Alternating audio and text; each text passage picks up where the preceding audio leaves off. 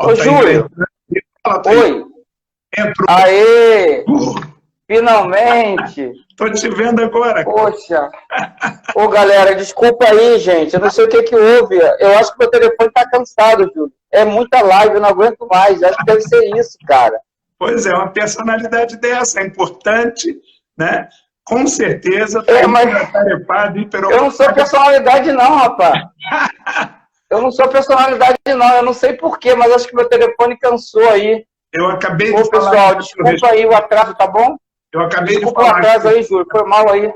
Acabei de falar a teu respeito, mas você vai se apresentar para a galera. Já falei que você foi meu professor na comunicação social e tive o privilégio de tê-lo como meu orientador no TCC, né? Trabalho de conclusão de curso, que foi bom, foi legal, foi uma experiência bacana, né?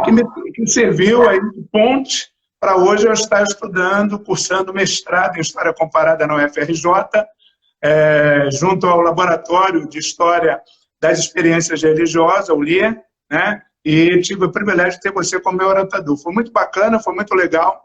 Tive lá na Uniswan, né, 2 estágios presenciais contigo, foram 2 estágios que eu fiz com você, né, e tudo de fotografia que eu pude sugar e aprender, eu aprendi. Ah, que bom! E aqueles estágios ali foram muito bacanas, que trataram daquele projeto de memorial, né, fotomemória. Fotomemória. Vamos falar sobre isso um pouquinho, tu vai se apresentar aí para a galera e depois a gente vai entrar no corpo do assunto. O tema está fixado aí, que é a história da fotografia e religião.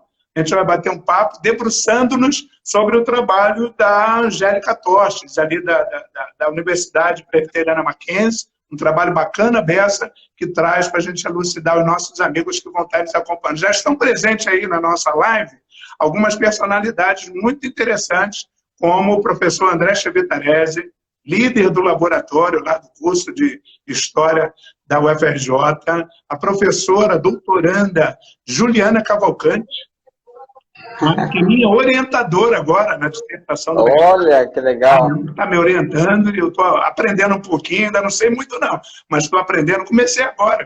Estou começando a dar os primeiros passos, engateando. Mas vamos lá, é um prazer ter você aqui, tá? Já falei sobre você com o pessoal, agora peço que você mesmo fale aí a respeito da nossa relação, quem é você, como é que tu se sente. Bom, pessoal, boa tarde. Desculpa mais uma vez aí o transtorno, essa época aí de isolamento social, a gente está penando um pouco com a internet, e aí eu não sei o que houve aqui, há 15 minutos atrás eu tinha ligado para o Júlio, falando que estava tudo bem, que estava tudo certo, e aí de repente quando eu fui entrar, aconteceu isso. Então peço desculpa mais uma vez pelo transtorno, mas quero dizer que é um prazer poder participar com vocês. Obrigado, Júlio, pela consideração, obrigado pelo carinho de sempre, obrigado aí pelo convite, espero poder contribuir com vocês aí um pouco da fotografia, um pouco do que eu aprendi ao longo desse tempo com a fotografia. Meu nome é Altair Derossi, sou fotógrafo há 33 anos. Esses cabelos brancos não negam. Sou professor de fotografia há 25 anos. Hoje eu trabalho na Universidade Veiga de Almeida e no Centro Universitário Único Carioca. Eu ministro as disciplinas de fotografia, fotografia publicitária e fotojornalismo. A minha formação é jornalismo e publicidade. O meu mestrado é em educação ambiental e tenho uma pós-graduação em docência do ensino superior. E ao longo dessa minha trajetória acadêmica, o que eu mais gosto de fazer é ministrar aulas. Já trabalhei em outras funções dentro da academia, mas o que eu gosto mesmo são as aulas e dos projetos sociais, no qual você participou comigo na Uniswan. Um dos projetos que eu tive muito prazer em fazer, que é fotografia e memória, que foi o resgate de vida através da fotografia, no qual a gente conversava com o pessoal da Universidade da Terceira Idade, e a gente produzia um material, produzia um vídeo, né? Você deve estar lembrado disso, que você gravou algumas coisas. A gente produziu um vídeo, né? Tu fez até o meu, já estava na terceira idade, já estava ingressando na terceira idade, eu aproveitei, em um dos estágios, fez um trabalho de resgate de memória da minha vida, foi muito bacana, tenho guardado até hoje, está publicado lá no Facebook, na minha página, está lá guardado lá, está bacana. E esse trabalho foi muito legal e muito importante, porque é um trabalho de autoestima, né? Uhum. É sempre importante você procurar ajudar o próximo, sempre procurar estar fazendo algo que possa trazer benefício e melhoria de vida, né? Então, esse projeto, ele tinha esse engajamento, tinha esse objetivo de empoderar aquelas mulheres, né? Deixar aquelas mulheres vivas, mostrar que elas podiam. A gente fazia maquiagem, a gente produzia elas, fazia um ensaio fotográfico. Mulheres e homens, sendo que tinha mais mulheres. Mulheres e homens, sim, tinha homens também. E aí foi muito importante, foi muito gratificante naquele período. Foi muito legal. Eu também, não sei se o Júlio chegou a participar dos projetos que eu fiz no Complexo do Alemão. Sim. Não lembro agora, Júlio. Sim. Os cabelos brancos não permite. Sim. Você também foi lá comigo, né? Tive. No Complexo do Alemão, eu tive alguns projetos sociais, no qual eu formei alguns jovens, um projeto chamado Foco no Futuro, onde eu usei a fotografia como instrumento de transformação de vida também. Eu formei alguns jovens do Complexo Alemão, inclusive alguns viraram fotógrafos, estão trabalhando lá no complexo, muitos no mercado de trabalho, alguns são meus amigos. Inclusive segunda-feira eu fiz uma live com o Betinho Casas Novas, do Complexo Alemão, que também foi meu aluno e está aí no mercado de trabalho. Então, a minha trajetória é basicamente da fotografia. Eu sempre usei fotografia, sempre trabalhei com fotografia. E quando eu saí da faculdade, eu já ingressei logo na academia e eu fiquei lá por muito tempo. Eu sou oriundo da fotografia analógica, da fotografia preto e branco. Gosto muito da fotografia analógica. Tenho uma paixão especial pela fotografia preto e branco. E espero aí contribuir com vocês no que for possível, a gente falar um pouco dessa fotografia, dessa história. Fotografia, ela conta história, a fotografia, ela tem uma mensagem muito importante e a gente pode aí ir conversando e batendo papo aí na medida que você for conduzindo o processo. Isso. Mais uma vez, obrigado. Beleza. O pessoal pode perguntar à medida que a gente for ampliando aqui a nossa conversa, mas hoje a gente está se debruçando para falar a respeito da fotografia como linguagem religiosa. Como a fotografia se apresenta aí dentro do campo religioso, a linguagem dela na contemporaneidade. Nós vamos abordar aqui algumas citações de alguns autores, como Cephals, que faz aqui no trabalho da Angélica uma primeira citação maravilhosa, que fala que o primeiro homem que imaginou escrever começou por desenhar ou pintar casas, árvores, pássaros. Escrevia como pensava. É uma coisa assim tremenda quando ele fala de imagens. Tá? E a gente vai começar a falar a respeito da imagem, que a imagem ela faz parte do ser humano, não é mesmo? Não importa em que condição ele esteja, a que cultura ele pertença, em que plano histórico ele esteja, a linguagem da imagem, ela é fundamental, e ela nos leva e nos conduz a entender o mundo através da imagem, através a ter uma compreensão melhor da história. A gente começa falando a respeito disso, que foi o que a Angélica colocou aqui no trabalho dela. E nós temos aqui duas dois conceitos de imagem, que é a imagem tradicional e a imagem técnica, Altair, né? Ela discorre no trabalho dela a respeito da imagem tradicional, né? Ela chama de imagem tradicional. Ela fala aqui que são aquelas imagens desenhadas, produzidas por desenhistas, produzidas por pintores, né? E sai da cabeça do autor aquela ideia e ele começa a desenhar. Você, é claro, tem muito mais chão para poder falar sobre nós a respeito disso, mas ela classifica aí essa imagem tradicional como sendo esse tipo de imagem, né? E aí ela cita Flusser, que fala a respeito dessa questão.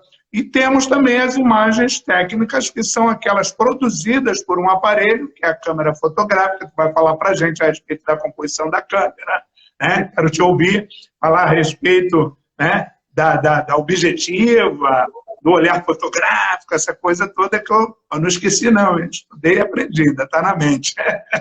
Então, ela traz aqui em primeiro plano essa ideia da questão da imagem. E aí ela diz já no segundo parágrafo, no terceiro, quarto parágrafo, na verdade, ela fala que a imagem e a religião sempre estiveram muito entrelaçadas, né? E aí ela discorre sobre um texto de Wolff, tá? E cita também Armstrong, e a gente daqui a pouco vai ler essa citação dele aqui, que é muito interessante, mas ela fala aqui a respeito disso, que a imagem e a religião sempre estiveram muito entrelaçadas, né?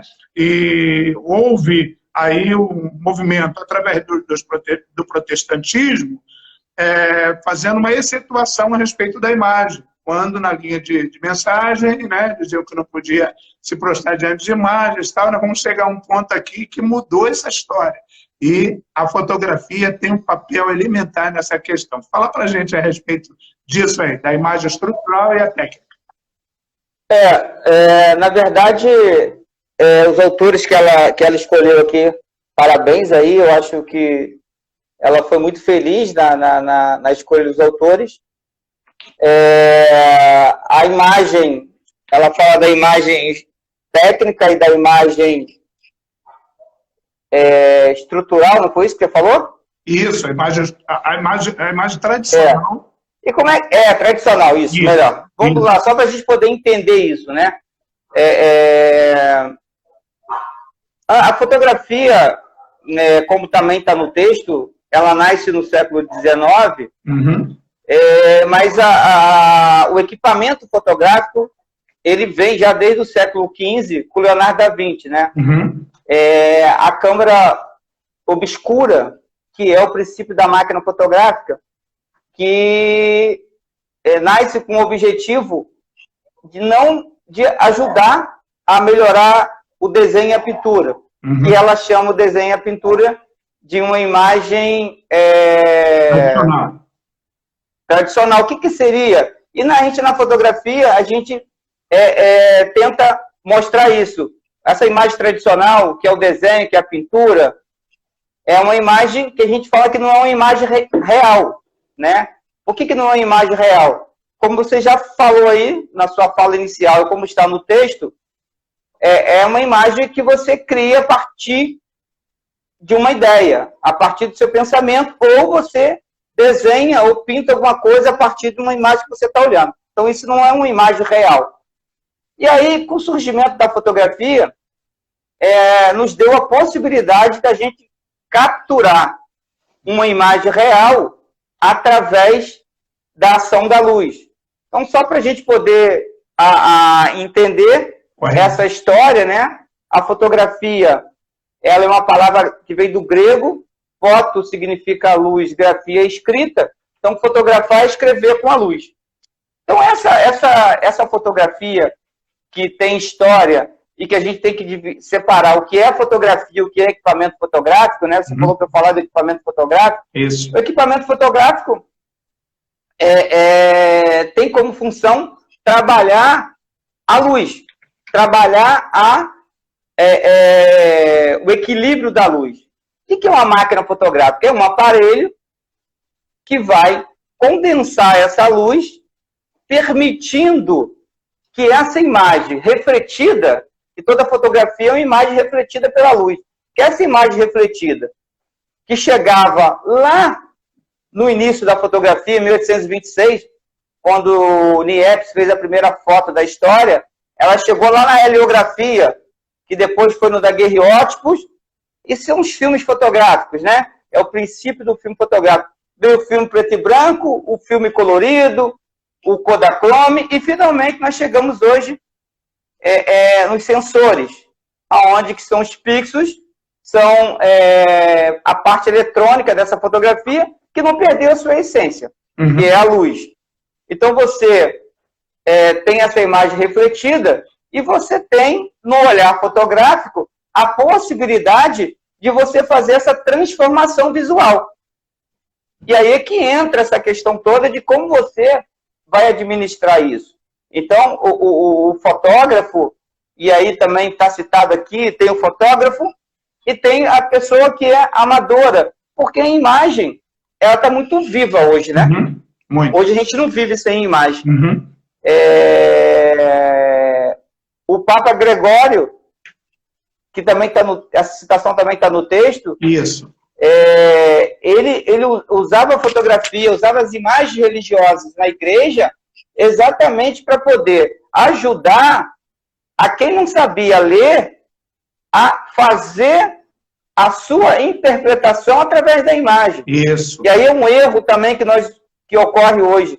Eu vou ver uma foto. Você não vai ver uma foto. Você vai ler. Você vai fazer uma leitura dessa foto. Show. Quando você consegue fazer uma leitura dessa imagem, você começa a entender e começa a tirar dessa imagem algo muito mais importante. Então, quando a gente fala de fotografia, de religião, a importância da fotografia na religião e vice-versa, a gente tem que entender que a imagem, como também está no texto, eu volto a afirmar isso, uma boa imagem vale mais que 1000 palavras.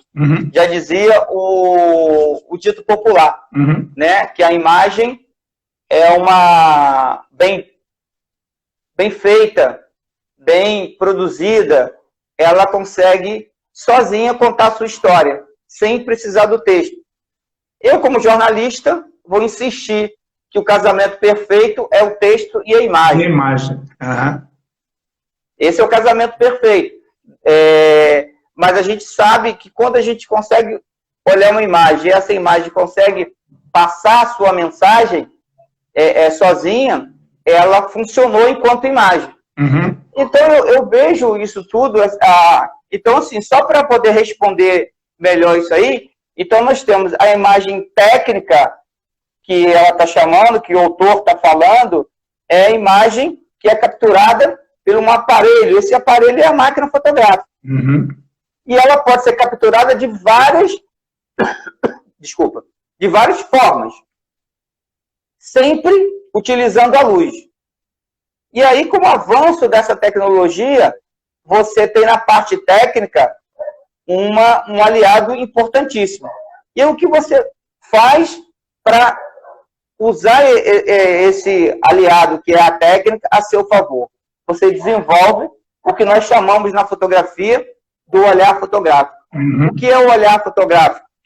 O olhar fotográfico é a maneira como você faz a composição da fotografia. Compor fotografia, o que significa isso? O que significa compor uma imagem? Significa você organizar os elementos daquela foto de maneira que você tenha um equilíbrio.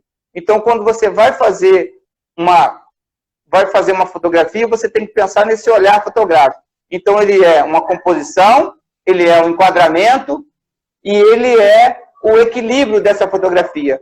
E é engraçado, só para falar uma coisa que acontece hoje muito com o celular. Todo mundo tem celular e todo mundo no celular tem uma coisa chamada grade no celular. Essa grade no celular, que são 9 quadradinhos, 9 quadrados, né, dividido em 3 partes. O que é isso? Isso é a regra dos terços.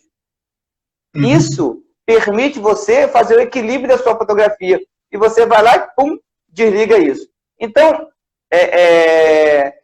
eu queria, só para a gente poder pular para outro assunto, que essa imagem, ela é equilibrada através de uma coisa chamada composição. E essa composição, mais o enquadramento, mais a estética, formam o olhar fotográfico, que é a função primordial da fotografia. E a técnica que ela fala, a fotografia técnica, é capturada pela máquina fotográfica. Então, se você tem um desenho, tem uma pintura, não é uma imagem real, é uma imagem tradicional. Correto. E aí, se você tem uma imagem retirada pela máquina fotográfica, é uma imagem técnica, é uma imagem que você usou um aparelho, esse aparelho, ele tem como função, não adianta você comprar uma máquina, de 30 mil reais, que ela não vai conseguir fazer para você uma fotografia do ponto de vista estético como você deseja. Porque você precisa de uma coisa que é fundamental na fotografia, por isso que eu estou fazendo desse jeito, que é a questão do equilíbrio dela, a questão do olhar fotográfico. Eu acho que é isso. É isso. Eu acho que a gente pode usar essa fotografia de maneira equilibrada, de maneira sensata e de maneira correta. Você fazendo isso, é claro que essa fotografia vai ter força, essa fotografia vai ter história, essa fotografia vai falar. Maravilha, show de bola. Uma aula de graça aí para o pessoal que gosta de fotografar, que está aí nos acompanhando nessa live, que vai assistir essa live depois, né? Muito bacana. Eu vou até pegar aqui a citação do Papa Gregório para depois eu falar. Pode continuar. Que fala até, né, fala a respeito da sabedoria popular e fala a respeito de como é o comportamento na religião católica com essa ideia. É isso que se faz presente lá. Ele fala aqui, ó, as pinturas são colocadas nas igrejas para que os que não leiam livros possam ler, olhando as paredes. Então, olha só, a gente está falando do Papa Gregório lá em 606, bem do início, né, de tudo. 604. Então, olha para você ver como é que, desde sempre, essa imagem ela foi importante. Cara, e hoje nós estamos vivendo um momento que a imagem é fundamental. Correto. Então, aqui vai tratar as imagens. E quando a gente fala de imagem, a gente tem que pensar em todos os tipos de imagens. Nós temos a imagem que vem da televisão, que nós chamamos de imagem de movimento. Nós temos a imagem estática, que é a imagem que vem da fotografia. Cada um tem seu valor, cada um tem a sua maneira de ser capturada. Cada um tem uma maneira de passar uma mensagem. Correto, correto. Bacana essa citação aí do Papa Gregório, inclusive está em 2 idiomas, né? Também está no latim. Muito bacana. Está no latim. Eu nem vou... Nem vai se atrever a falar. Não, vou não. Quase que eu me tempo aqui, mas vamos lá. Religião e imagem, né? Ela diz aqui que é impossível estudar história da arte sem esbarrar no assunto religião, né? Muito interessante essa citação dela. E depois ela vai falando que a arte serviu aos propósitos das religiões organizadas, né? E ela prossegue falando justamente a respeito da retratação que se fez dos deuses, né? E dos mitos religiosos por meio de imagens. Ela cita aí Farthing, né? Um autor interessante tratando sobre esse assunto, e posteriormente, ela leva um pouco mais aí adiante, ela traz para a gente uma imagem bacana das cavernas de Lauscalps. É isso mesmo? Lauscalps, isso mesmo. Não é? Bacana aí essa imagem. Citação, aí tem uma citação do Armstrong. Aqui, é isso mesmo. Isso.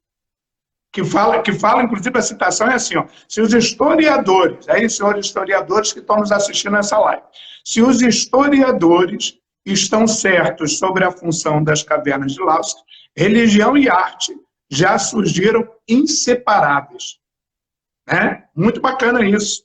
Bacana isso. Saber que a religião e a arte já surgiram aí de forma inseparável. Essa citação eu considerei ela super importante, a citação que ela fez. E ele ela amplia a citação falando sobre o Armstrong, quando ela diz que, assim como a arte, a religião constitui uma tentativa de dar sentido à vida em face do sofrimento e da injustiça. Né? Estamos sempre em busca de sentido e, por isso, nos desesperamos facilmente. Criamos religiões e obras de arte para ajudar-nos a encontrar algum valor em nossas vidas, apesar de todas as desanimadoras evidências em contrário. Né? Uma citação de Armstrong que eu considerei aí bacana dentro desse trabalho aí que a gente está debruçado sobre ele para falar a respeito dessa caminhada conjunta entre a religião e a imagem, entre a religião e a fotografia. Ok? Beleza? Ô, Júlio, só para completar aí, a gente está falando da história da arte, né? Está falando da história da fotografia e da religião. Isso. Quando a gente pensa na questão fotográfica, Ansel Adams já falava, né?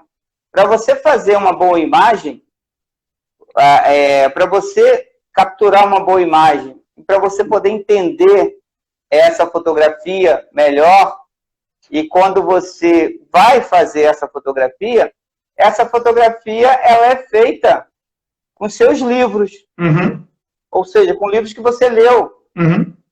Essa fotografia que você faz, ela é feita com os filmes que você assistiu. Essa fotografia, ela é feita com a cultura que você adquiriu, com o conhecimento que você tem. Resumindo, a fotografia, ela retrata exatamente como você pensa e como você vê a vida. Se você é uma pessoa mais alegre, está mais feliz, está num momento melhor, a sua fotografia ela vai ser assim. Vai ser mais alegre, vai estar num momento melhor. É dessa maneira que funciona a fotografia. Então, se você tem um conhecimento religioso mais aprofundado e você vai usar a fotografia para retratar isso, é claro que essa imagem que você vai usar, essa imagem que você vai procurar fazer, essa imagem que vai ser estudada, é evidente que ela vai ter todo um significado importante para a religião. Então, quando ela fala da arte, né, a arte e a religião sempre estiveram juntos, porque a história da arte, o que é isso? É você estudar as coisas que acontecem. Né? É você estudar a arte, é você estudar a história. E a fotografia, ela participa de tudo isso. Ela está no meio disso tudo. Porque qual é a função principal da fotografia? É contar a história. E as imagens, é passar uma mensagem. E as imagens passar uma mensagem. Têm um papel fundamental dentro das religiões, né? A gente vê aqui dentro do trabalho que ela nos apresenta que as imagens elas são fundamentais e desempenham um papel, né, crucial nas religiões, nas experiências do sagrado com o passar dos anos. Né? Ela diz aqui as religiões surgiram para explicar o mundo e as imagens surgiram para explicar as religiões. Né? Bacana isso. Exatamente. Porque imagina que hoje, sem a fotografia, você você acabou de mostrar uma imagem aqui da caverna, que essa imagem da caverna aqui não é uma imagem, não sei, acho que é uma imagem técnica, né? Porque eu estou seguindo aqui o raciocínio aqui da nossa conversa inicial, né? Não é uma pintura, parece que é uma imagem, é uma foto de uma pintura, não é isso? É essa mesmo. Isso, essa aqui. É uma foto da foto. É uma foto, é uma reprodução. Né? Alguém fotografou uma pintura. Então, você imagina, se não fosse a fotografia, a gente ia ter que fazer todo um esforço para poder entender algumas coisas da religião. Algumas coisas que você entende hoje da religião com muito mais facilidade é porque você vê as imagens. Correto. Senão você ia ter que só entender, claro que a gente sabe que isso é primordial, que é pelos olhos da fé. A arte, ela ilustra a religiosidade, né? Exatamente. Ela ajuda você a entender essa religião. Por isso que ela faz esse comentário, por isso que tem essa citação. Então, a imagem, ela é importante em todos os segmentos. Não seria diferente na religião. Então, imagina eu falar para você assim, Júlio, lá em Bom Sucesso agora, está tendo um arrastão lá na praça, e você vai ficar imaginando o que está acontecendo lá. Mas se eu falo para você, Júlio, olha essa imagem aí do que está acontecendo lá em Bom Sucesso agora. O seu entendimento seria muito mais fácil e muito mais rápido. Então, a fotografia, ela faz essa junção da fotografia com a religião. É uma maneira que você tem de entender melhor, de te ajudar a entender o que você está lendo, o que você está ouvindo. É muito mais fácil, né? A imagem tem esse poder. Correto. Isso está inserido dentro de todas as religiões, né? Ela cita aí Frusen também, né? Já falamos sobre ele.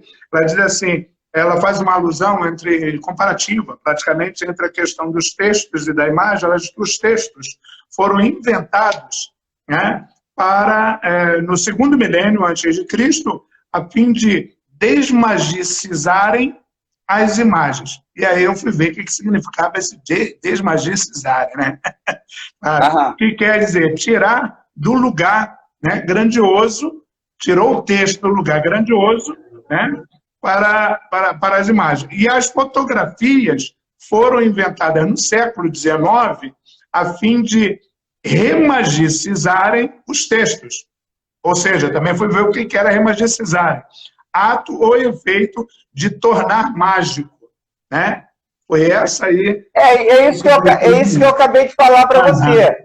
Eu vou citar um outro exemplo. Vamos citar um exemplo. Você passa numa banca de jornal e você vê uma imagem. Essa imagem pode te chamar a atenção para você ler aquele texto. Ou seja, a imagem... Primeiro você vê a imagem. Exatamente. É? A imagem e o texto são complementos. Eu consigo compreender o que ela está falando aí, mas um complementa o outro. Um complementa o outro. Mas a imagem te dá a possibilidade de um entendimento melhor do que está acontecendo. Correto. A imagem, ela te possibilita você entender a situação que está acontecendo naquele lugar, né? A gente falar em Niterói, né, onde eu estou agora. Tá frio aí? O isolamento social está funcionando melhor, as pessoas estão respeitando. Cara, você vai ter que acreditar no que eu estou falando. Mas se eu falo isso e coloco algumas imagens, você vai... realmente é isso. Eu estou vendo as cidades vazias, as praias vazias. Então, a imagem tem esse poder. Tem esse poder de aproximar, tem esse poder de facilitar a compreensão. Correto. E aí, quando você vive num país como o nosso, que tem uma desigualdade muito grande, e aí a gente pensa na religião e nas pessoas que não tem uma cultura,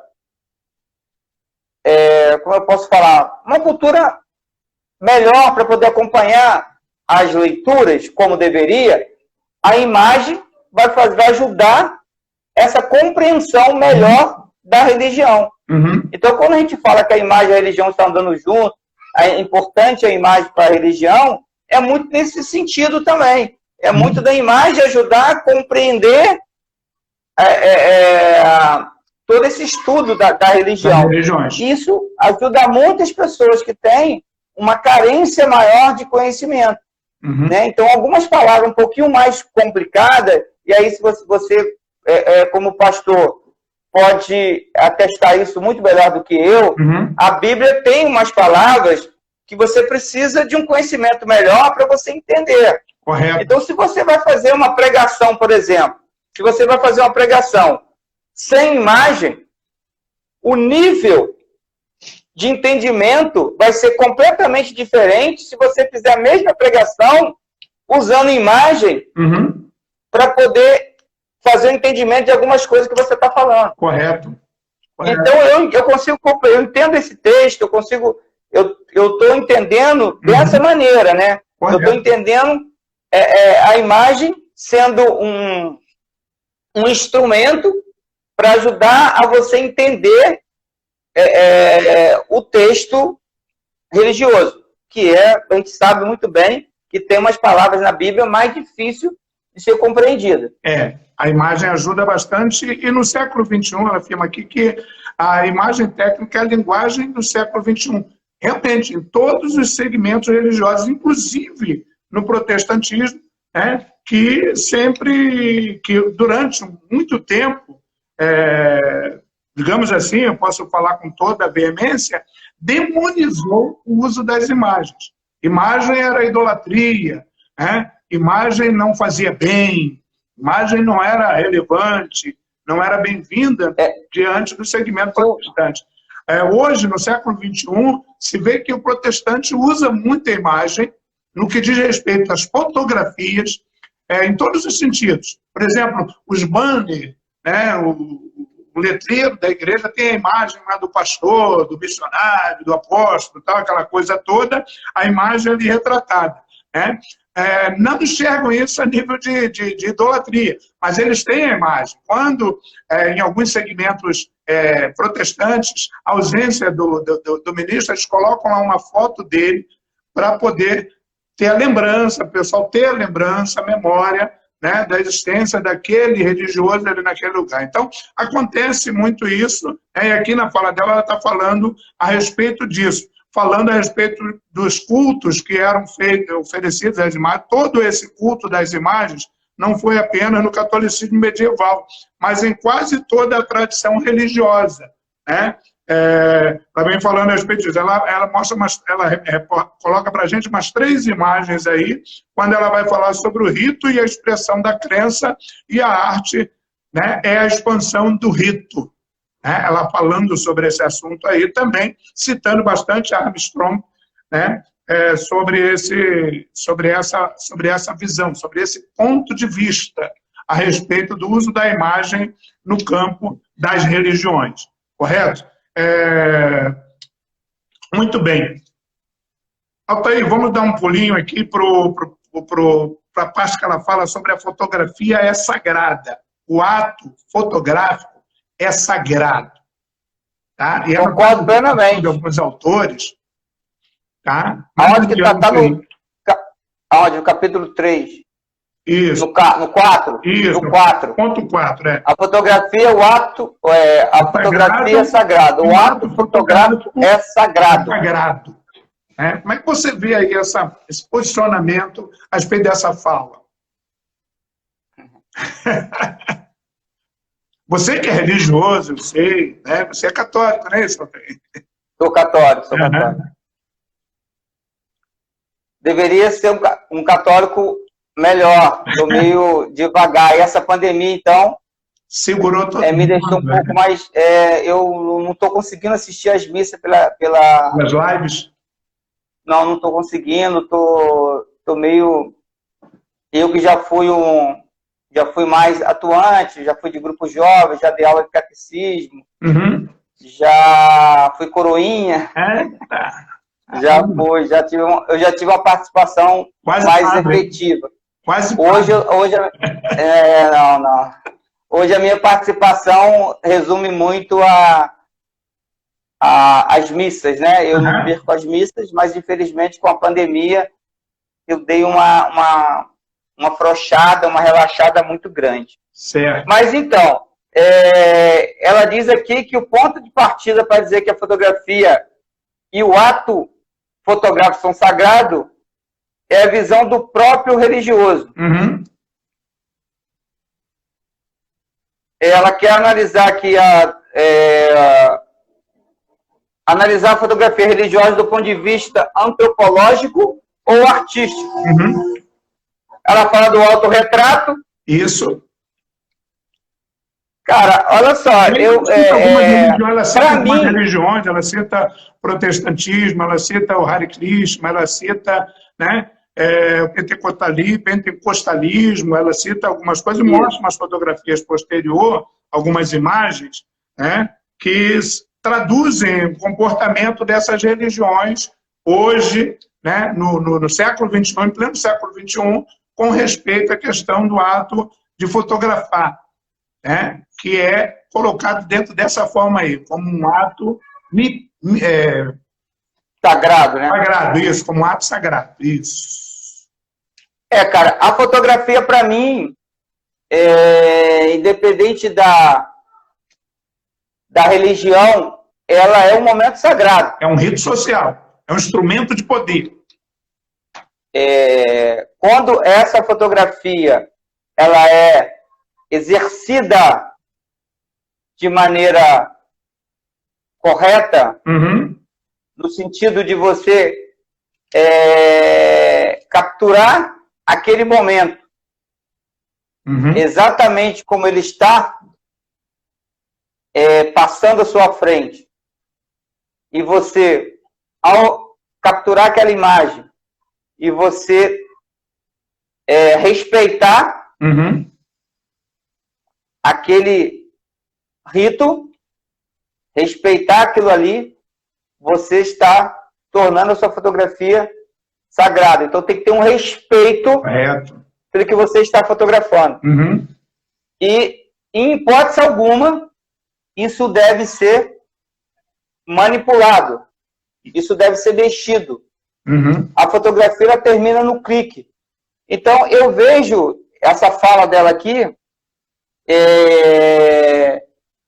que a fotografia passa a ter um caráter sagrado, porque a fotografia vai eternizar aquele momento que para aquela religião é importante. Para aquela religião ele é sagrado. Ela fala sobre o conceito do Druckmann, não é isso, Altrê? Ela fala mais adiante sobre o conceito do Druckmann, quando fala a respeito daquela foto do ritual cristão da Santa Ceia, né? Baseado lá em 1 Coríntios, capítulo 1, do versículo 25 ao 23, ela fala a respeito disso. Fotografar o ritual cristão da Santa Ceia, ela traz na imagem 8 essa afirmação, quando ela comenta, relembrando o fenômeno... A imagem 8. Druckmann, uma citação muito bacana que ela faz a respeito disso. Ela fala da questão daquela imagem fotográfica da ceia, da Santa Ceia. É uma imagem bem debatida, discutida, foi muito analisada, fez parte do estudo, né, de muitas pessoas, de muitos historiadores, virou filme, inclusive, tema de debate até na universidade, falar a respeito dessa foto, dessa fotografia, uma fotografia que serviu de base de estudo das religiões. Na verdade, Júlio, é o poder da imagem. Né? Na verdade, você está usando a imagem ali para poder analisar um contexto religioso. Para você analisar um contexto histórico. Para você analisar como a Santa Ceia mexe com a vida dos cristãos, né? Certo. É um momento de fé. Correto. É um momento onde você tem um amor pelo próximo, né? Onde você consegue colocar como menor, você sendo maior, você coloca como menor do que quem está ali, né? Então você está servindo e, na verdade, você deveria ser servido. Correto. Então mostra a sua grandeza. Então a imagem, ela serve para isso, né? Ela serve para você analisar todo esse contexto dela. Correto. Quando ela fala no sagrado aqui, eu estou entendendo dessa maneira. Correto. Eu estou entendendo que ela quer dizer que a fotografia permite você eternizar esses momentos que, para cada religião, o sagrado ele acontece num determinado momento, e aí sempre respeitando o ponto, sempre respeitando a religião de cada. Grande Marcelo, obrigado pela participação. Saudações, Marcelo, obrigado. Lá de Macaé, gente. Beleza, Altair, olha só, eu vou sair... Vai cair o tempo aqui, né? A gente vai sair um pouquinho dessa live, a gente começou com certo atraso. Para a gente não terminar de concluir o assunto, a gente vai retornar. Eu quero avisar todo mundo que está com a gente aí, a gente vai sair agora, tá? E vamos retornar, porque o nosso tempo já está acabando aqui, tá? Faltam 2 minutos apenas. Então, eu estou encerrando essa aqui, a gente vai retomar e vai fazer a conclusão desse assunto, vai dar continuidade à live. Tá legal? Ô, Júlio, eu só tenho que te pedir uma coisa, que eu tenho um compromisso. Não tem problema, logo... não vou prender muito tempo, não. A gente vai, só para poder finalizar, que a gente já está chegando ao final do ponto, só para a gente poder finalizar e não ficar incompleto. Tá legal? Tá bom, tá bom. Vai chegar aos finalmente aí. Então, a gente está encerrando aqui agora, mas a gente vai retornar. Então, vocês não saiam daí, não. A gente vai retornar, vocês voltem para cá. Tá legal? Tá bom. Obrigado, Júlio. Falou.